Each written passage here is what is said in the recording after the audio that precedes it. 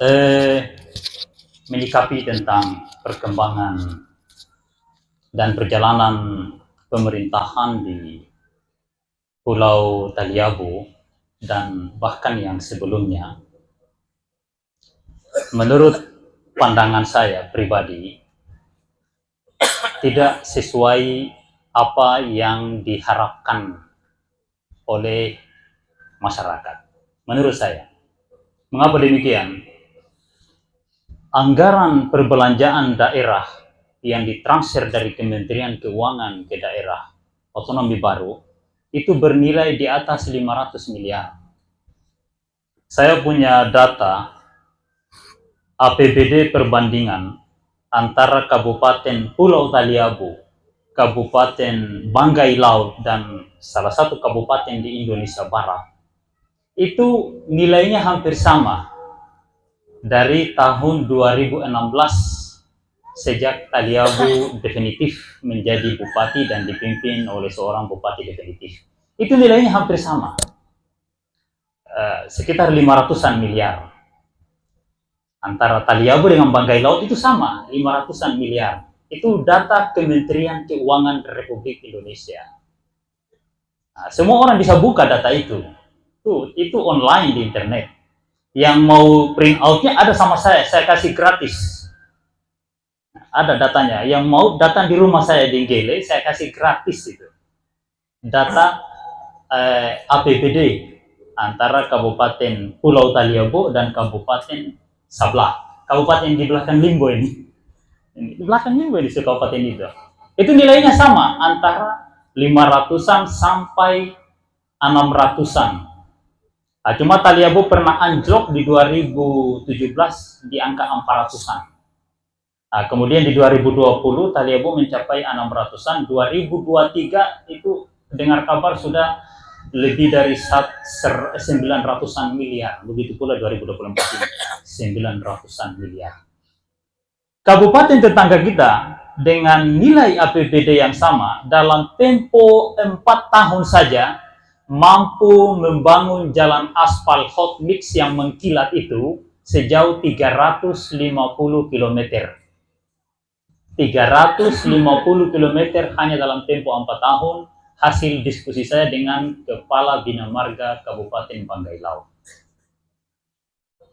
Andai kata di Taliabu melakukan hal yang sama sebagaimana Banggai Laut, satu periode 350 kilo, maka harusnya dalam 2 periode ini sudah 700 km.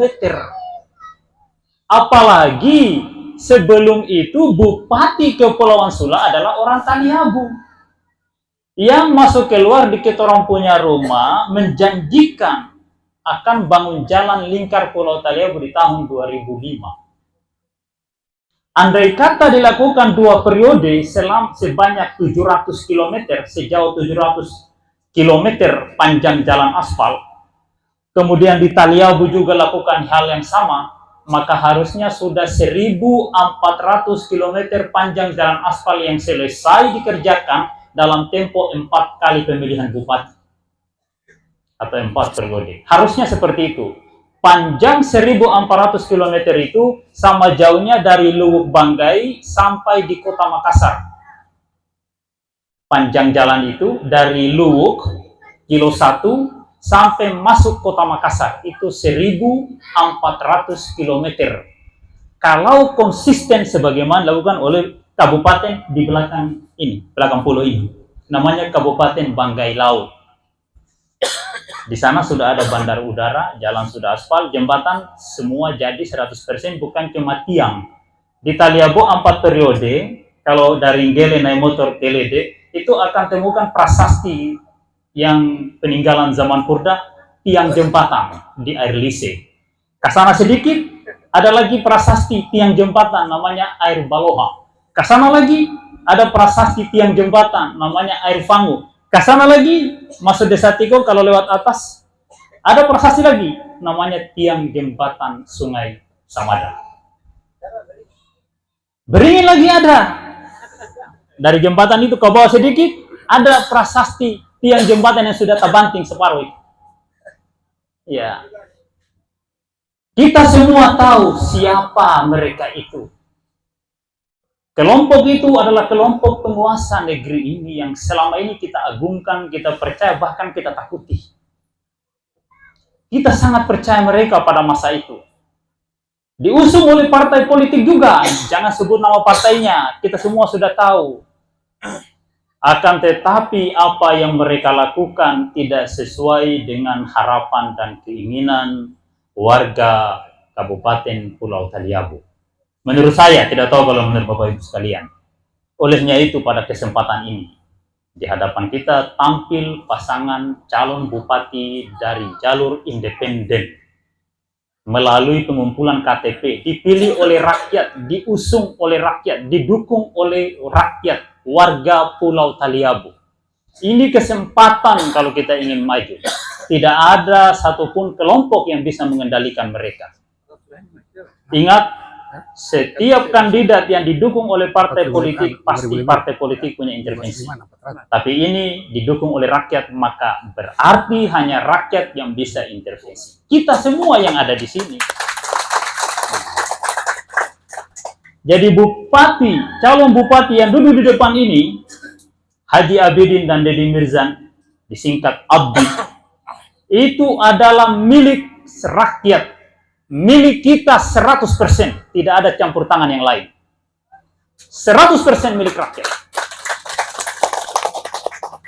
Olehnya itu kita orang harus bersatu dukung beliau. Jangan pernah ada takut, jangan pernah ada takut. Pemerintahan di negara ini dari tingkat RT, dusun, desa, kecamatan, bupati, gubernur sampai presiden itu milik rakyat. Negara ini berdasarkan pada kedaulatan di tangan rakyat. Negara berdasarkan demokrasi. Kekuatan itu di tangan rakyat. Daulah itu berasal dari bahasa Arab. Daulah itu artinya negara, bangsa. Bangsa ini milik rakyat. Daulah juga berarti kekuasaan. Kekuasaan tertinggi adalah milik rakyat. Kenapa harus rakyat takut? Kalau kita bersatu, apapun bisa berubah di negeri ini. Apapun bisa berubah. Bahkan secara revolusi pun bisa terjadi. Kita ingat sejarah dinasti kerajaan Cina yang berusia 5.000 tahun, itu diselesaikan oleh Mao Zedong hanya dalam beberapa waktu dengan kekuatan rakyat. Saat ini kita tidak perlu revolusi seperti yang dilakukan oleh Cina. Gunakan hak suara kita di bilik suara nanti. Tidak usah takut. Pilih paslon nomor urut 3. Selesai. Rame-rame.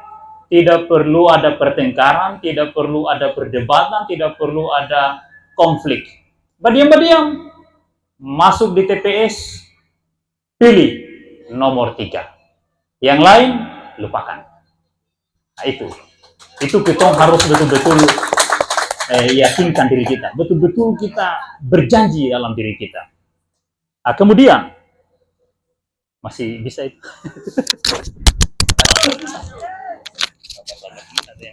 Tidak beres.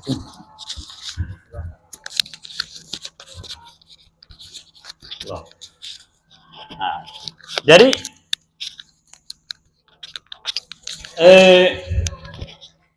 mohon maaf, kebetulan saya pernah mondok di Al-Khairah.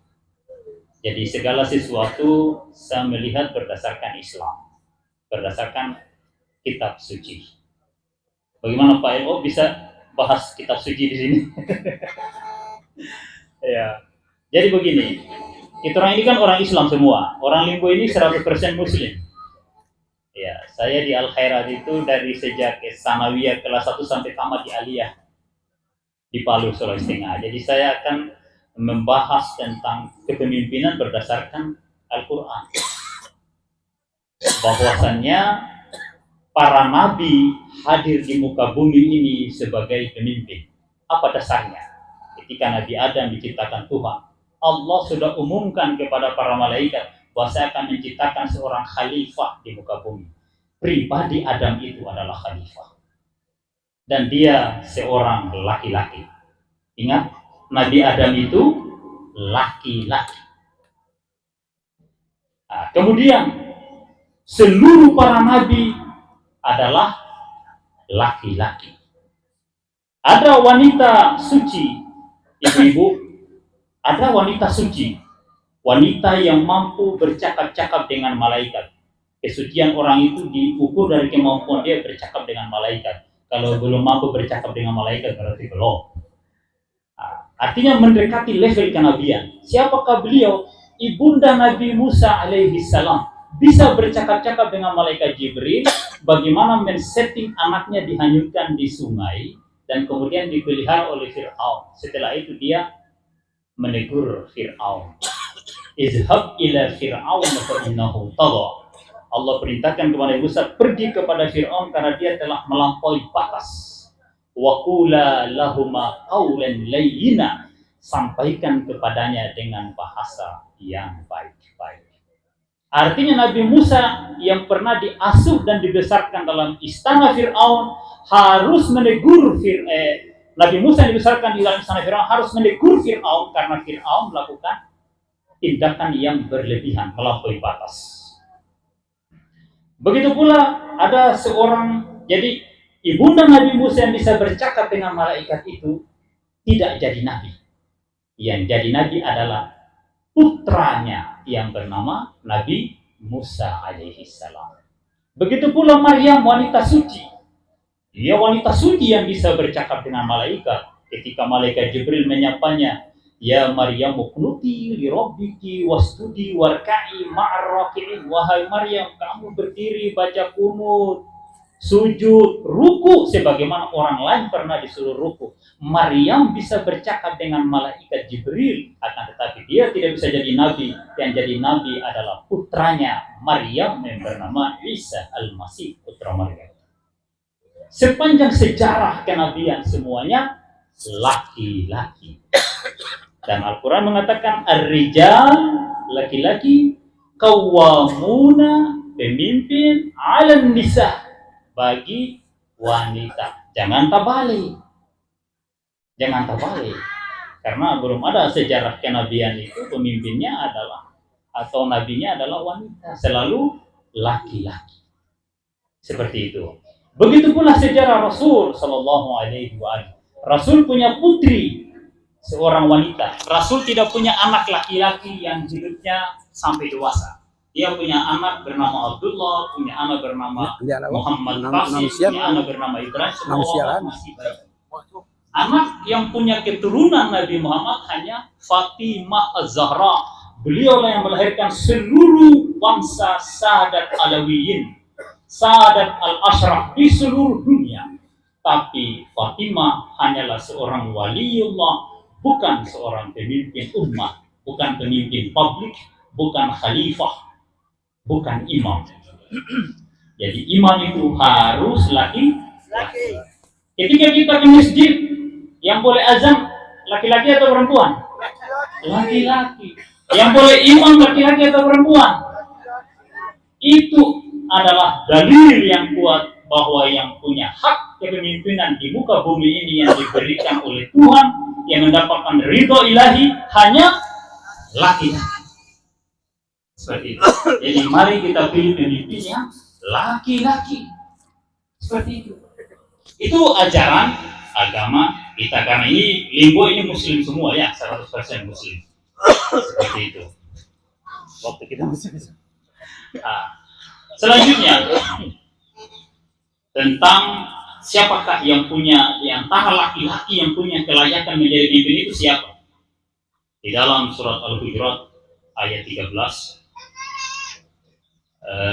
inna khalaqnakum min zakari wa unsa wa ja'alnakum syu'uban wa qabaila lita'arafu. Aku telah ciptakan beragam suku bangsa yang bermacam-macam. Artinya secara harfiah, saya telah menciptakan kalian dari laki-laki dan wanita. Wa ja'alnakum syu'uban wa qabaila, dan dari dua pasang suami istri laki dan wanita tadi lahirlah beraneka jenis bangsa, suku, bahasa, dan beraneka jenis kelompok. Ya, syu'uban wa qabaila. Apa yang diharapkan Tuhan dari keragaman itu? Lita'arafu, agar kita saling mengenal. Inna akramakum indallahi atqakum. Orang yang paling punya hak veto, hak kuasa untuk dihormati, dimuliakan adalah yang bertakwa. Takwa adalah orang yang bisa kita lihat dari mata kepala kita ukur dia taat beribadah kepada Yang Maha Kuasa. taat beribadah, menghindari segala yang dilarang oleh Allah. Nah, itu orang yang bertakwa. Saya berdiri di sini bersama tim Abdi paslon nomor 3 karena saya yakin mereka adalah orang yang bertakwa. Orang yang taat beribadah, orang yang taat melaksanakan asyam, puasa, orang yang menjaga waktu-waktu sholat, orang yang menghindari tempat-tempat maksiat. Bisa diuji, silakan cek riwayatnya orang-orang yang pernah jadi anggota DPRD di Pulau Taliabu. Cek nama Haji Abidin bersih, tidak pernah ada temuan dari Badan Pemeriksa Keuangan Negara. Yang lainnya pernah, silakan cek. Bersih 100%. Itu wujud ketakwaan, ada rasa takut kepada Yang Maha Kuasa. Kemudian kita juga tidak boleh mendekati, bahkan simpatik atau merasa hormat kepada orang yang zalim.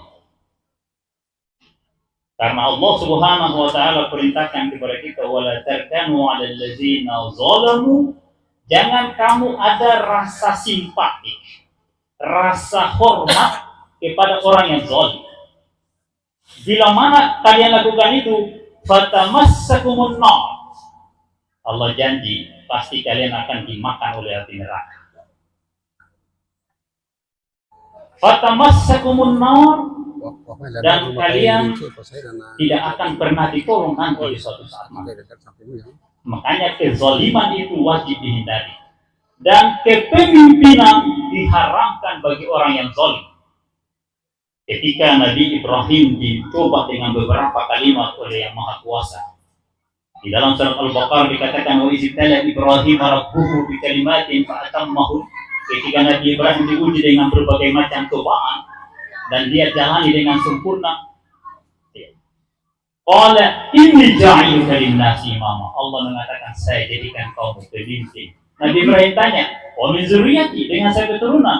Qala la yanalu ahdi zalimin, anak turunanmu yang zalim tidak bisa jadi pemimpin. Makanya kezaliman sama sekali tidak boleh jadikan pemimpin dimanapun, baik di tingkat desa, tingkat kecamatan, tingkat kabupaten, dan seterusnya. Tidak boleh.